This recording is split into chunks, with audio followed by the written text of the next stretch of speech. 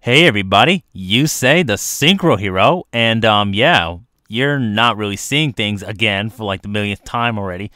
But yeah, Pokemon Black and White, I'm still on the emulator, so yeah, bite me. I'm still wanting to get all that other stuff. I want to get the Ace card. I think I'm planning to get it like next week or something like that, very very soon. So yeah, when I get that, and I think I know how to get everything to work also because I looked at how some people do it, and then I'm like, okay, I put two and two together, and I think I know how to do some of the stuff that I need to do. I just need to get the Ace card and all that good shit. So yeah, and maybe the actual game in English, probably. But I don't know. I'm gonna see if I do need that or not. But I'm definitely needing the Ace card because of what I want to do.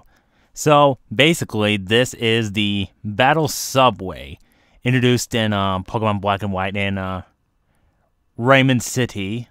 I'll put the name in the description so you guys know what it is and all that good stuff.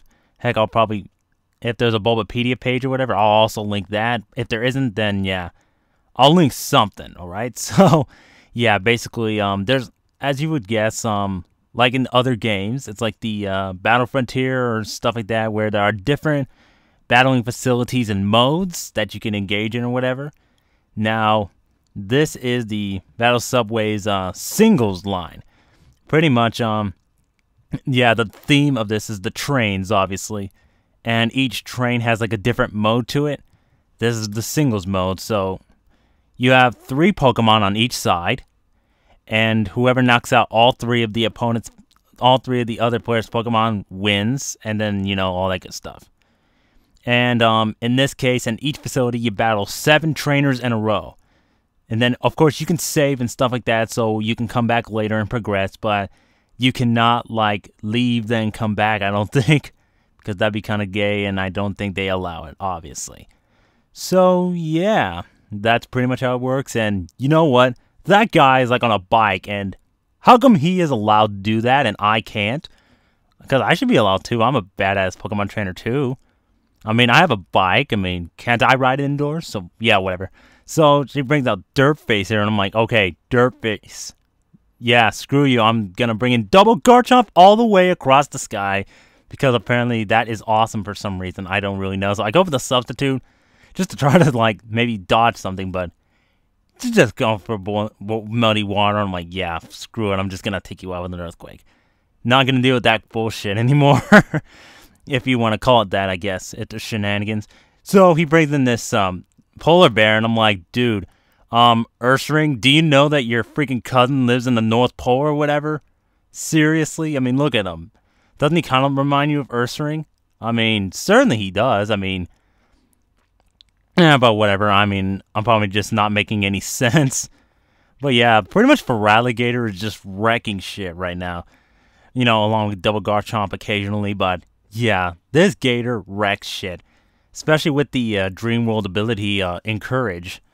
Pretty much, all of his, like, basically the moves that he has that have a secondary effect lose their secondary effects, but they get a 1.3 power boost. And if he has a Life Orb and he's using one of those moves powered up by Encourage, he takes no Life Orb damage for some reason. I don't know how that works, but he pretty much gets the Life Orb boost and the Encourage boost without taking recoil. So that's kind of cool. So yeah, I really like it, and Feraligatr has been one of my favorites since Gen 2. So along with Typhlosion, actually I'm thinking of using Typhlosion in like a different facility thing. So yeah, and he has Ice Punch, so that also rounds up the coverage of Water and Ice, and it also has Earthquake and Dragon Dance. So he pretty much can wreck shit. And I'm in battle number 6. So yeah. Anyways, the reason I use Feraligatr as a lead, mostly because I'm just, you know, going for basic type synergy, I guess. Because he's only weak to 2 moves. He's weak to electric and grass. And those are his only 2 weaknesses. So it's kind of safe to lead with him. Because since he's only weak to 2 moves, he's definitely going to get at least 1 turn to set up and then maybe wreck stuff, depending on what the lead happens to be. And as you can see, I have Ace Jet, my Latios. And no, I'm not like... Okay, there's something I need to talk about with the Latios here. Basically, I was on Elo's stream, the Quando Ren 66 stream or whatever, and basically we were watching some battles he was streaming or whatever, and he he got pretty pissed off that the teams that he was fighting was pretty much exactly the same every time. So yeah, that was just, I guess I know how he felt, and pretty much, like, I want to point out that I'm not using Latios to whore out. I mean, Latios is one of my favorite Pokemon. Since, like, he first appeared in Gen 3, he was, like, badass looking, he had great typing and stuff. So he had qualities that I loved in that guy, so yeah. Anyways, here we're on our 7th battle against the Subway Master. So we pretty much beat him, and you pretty much cleared the course. So yeah, that'd be pretty damn cool. So he brings in this freaking Giga, or I think its English name is Clink Clank now. I'm like, I don't know why they did that, but whatever. So I'll bring in double Garchomp, and then he goes for like that guy went for 2 volt gear changes or whatever. So I'm like, dude, you should have just attacked me. I was just gonna attack anyways. So he brings in this thing, and I'm like, all right, Swords Dance, because I know this thing has Sturdy, and now he goes for X Scissor, and then Rough Skin. So I know that thing usually has Sturdy, which changed in this generation pretty much. Basically, Sturdy just prevented one-hit KO moves from working on the poke, but it acts as a focus sash, so if it's at full health, it won't be one-hit KO'd by any move. Even if it's like super effective and would cause a KO, then yeah, it pretty much won't do that. So that is pretty cool. That also means you can have another item on it, like the Q-Stop Berry, which means like if it's at like in the red or something like that, it'll be allowed to go first, and that's good if you want to set up stealth rocks or more entry hazards or just explode or something like that. And you could definitely surprise KO and stuff like that, so that is pretty cool.